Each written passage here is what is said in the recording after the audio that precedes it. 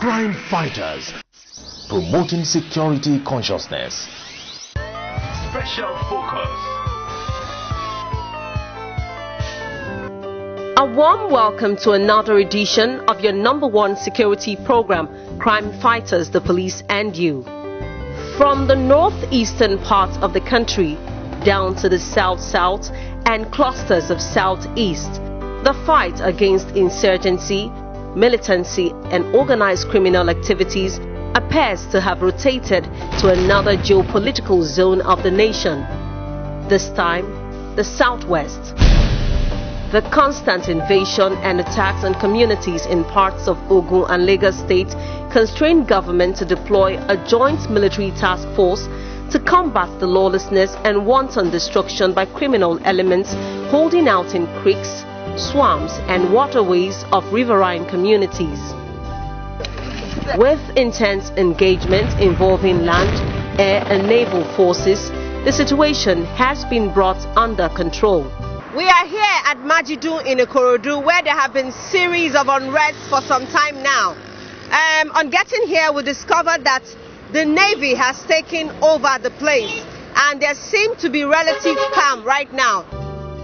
But regardless of the newfound quiet and enforced peace, what will be the situation when the military leaves? What is the solution to the perennial problem of pipeline vandalism and insecurity in the creeks, inland waterways and riverine settlements? Today on our special focus segment, we spotlight the issues and seek answers on the way forward. Please stay tuned. Crime fighters, promoting security consciousness. In the wake of attacks on Ikorodu, which left scores of people dead and properties lost, many residents sought refuge in nearby communities, leaving the area desolate. When our crew visited the affected communities, soldiers and other security personnel were seen manning strategic places in Majidu, Owutu, Okeoko and Igbo-Olomo areas. Although residents of the area are thankful for the intervention of the military, which has given them relative peace and security, they cannot forget in a hurry the troubles suffered in the community. For the past 3 weeks I've been out of here, but I just came this afternoon to look things out for myself. And if you look around, you'll see that everyone had packed out. And that has been the situation in the last 8 weeks. I live in the neighborhood where people have been terrorized. Which neighborhood it's called Igbo-Olomo. And unfortunately, these people reside at a place close to us known as Elekpete. And they take that place to be their creek, so to say. And consistently, issue of bunkering has been going on there for some time now. And of course, the federal government has decided to shut down every arms of corruption and kind of issues that are affecting the federal government. And ever since then, these boys decided to, take laws into their hands. And they were coming to people's houses and rob them of their hard-earned money. And not just that, also beat them at the point of death. If you don't have money, they beat you up.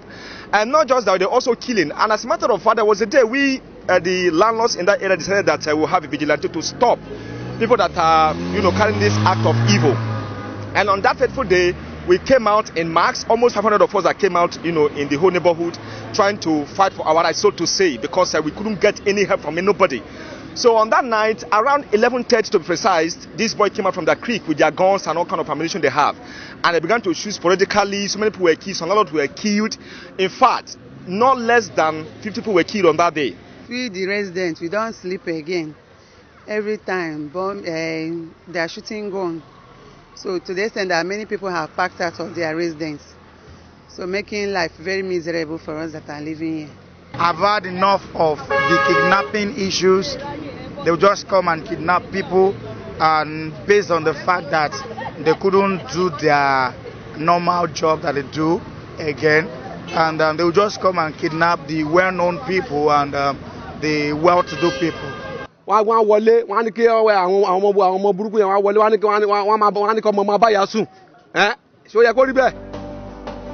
Although the true identity of the perpetrators of the havoc in Ikorodu is not certain, some reports allege that they are pipeline vandals. Some others say they are cultists, while others say they are militants from the Niger Delta. Who really are these hoodlums unleashing mayhem in the land? And why have they chosen Ikorodu as their targets? Some of our landlords here will not say the truth because some are involved of all this. We're supposed to be saying the truth so that those innocent will not be among of those who will be punished. And all these Ijaw people, they came to our own area too. My brother that they took, they beat him, collect everything we had. My brother is now in Alausa. We used to hear about those terrorists called those Ijaw groups, people like that are coming to commit some certain things around here. A look around some of the areas in the community reveals that life is gradually returning back to normalcy owing to the heavy presence of security agencies. Yet, many residents are apprehensive that the current calm in the area may be reversed if the military personnel are withdrawn. Is their fear real? How can sustainable peace be achieved in the affected areas? We live at the Iyabiye side, in back of Bale. I want you people to help us for some army to enter that place because it's that place they used to stay. Because by the time you people leave now, I don't know whether they are still inside their house there. We don't want them when you people leave, they will not come out and begin to disturb again. I want them to find the solution to enter that place. And not only that, government should help us because that bush is too much. That is why they hide in that place. Had it be that bush is not there, I don't think they will be there. Since they pursued this since last year from Ishawo, because they see bush there, that is why they hide in that place. Iṣẹ́ táwọn àmì ṣe ń sìn pẹ̀lú àwọn civil defence pẹ̀lú àwọn navy wọ́n ṣe o but wọn ò tí ṣe kankan. Wọ́n yìí pọ̀ lórí omi gan, wọ́n yìí pọ̀ gan. Tí wọ́n bá finish wọn tán pátápátá àtàwátà ń lu ya àgbádùn. Kíjọba kó ràn wá lọ́wọ́ kó bá wa kílẹ̀ àwọn pátápátá. Kó dẹ̀ bá wa ṣe gbogbo àwọn ọ̀nà yìí. Tó bá ti lè ṣe gbogbo àwọn ọ̀nà yìí, àwọn ọlọ́pàá gan ráyè jáde, wọ́n á lè ráyè rìn bó ṣe wù wọ́n. Gbogbo nǹkan tó bá ń ṣẹlẹ̀ nínú ìlú, wọ́n á lè mọ̀. We are pleading, the inhabitants of that area are pleading that having done all this, please, they should have a base there. If you dispossess these people of that place and don't occupy that place, they will come back. If you look around this community, you will not see any police station or any security barracks. If government can come in and maybe install one, and also when you look at our road, we don't have good road and infrastructures here. It's like here is an abandoned place. If government can come in and build one or two things that can help the people in the community, you find out that here will be more lively than it is now.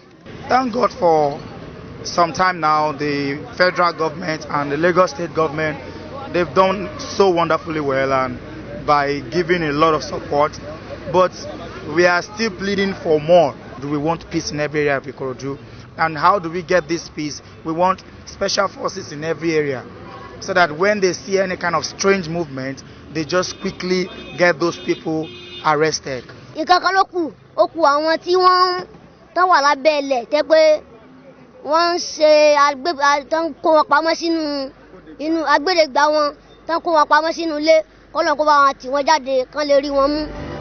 The police have reiterated the commitment of the force to combating crime in the state, while appealing to displaced persons to return home. As head of the Nigerian Police Force, it's incumbent on us to support our officers. And I believe that our coming here is going to encourage them to boost their morale so that they can do more than what they are doing now. Right. And as you said, I have been here and I have so much from yesterday to today. And we are trying to see that obviously it's our responsibility to assist them in the operation they are doing, especially in the areas of deployments of our marine police here, which we are going to do. Two is that obviously to sort of encourage the local community to support what we are doing here as security agencies.